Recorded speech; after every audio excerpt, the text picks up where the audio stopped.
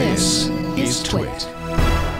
Samsung has just bought SmartThings, which is a startup that makes smart home controllers. Purchase details were not made public, but Recode reports sources that put the acquisition at about $200 million. SmartThings, which started as a Kickstarter back in 2012, will continue to be run by CEO and founder Alex Hawkinson and operate independently, says Samsung, although most of its operations, which now include 55 employees in Washington, D.C., San Francisco, and Minnesota, will be moved to Palo Alto to become part of the Samsung Open Innovation Center, or OIC.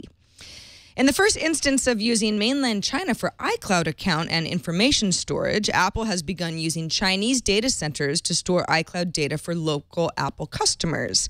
A municipal government website, Fuzhou City Telecom, previously had stated that Apple China has completed the iCloud data dump into China Telecom's cloud services, although that information has since been pulled from the site. Although moving the site physically closer to China itself obviously gives more reliability, better performance, and uptime speeds for Chinese Apple users. The other side of this, of course, is the potential that moving data into China would make it easier for the Chinese government to spy on users' private data due to the change in regional laws. Mobile car service app Uber has been banned in Berlin by the city's State Department of Civil and Regulatory Affairs on the grounds of passenger safety and that passengers aren't covered by insurance because they aren't in traditional cabs.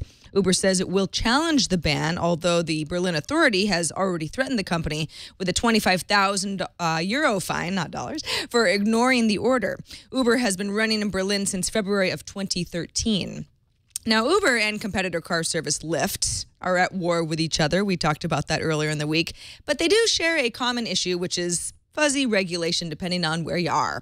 The National League of Cities, which is a group of municipalities throughout the United States, has announced that it will form a new network of startups and cities and academics called the Sharing Economy Advisory Network to, quote, identify the regulatory challenges posed by the disruptive technologies that power the sharing economy. Some of these cities, such as Kansas City, Missouri, say that companies like Uber and Lyft operate as illegal taxis and should face appropriate legislation.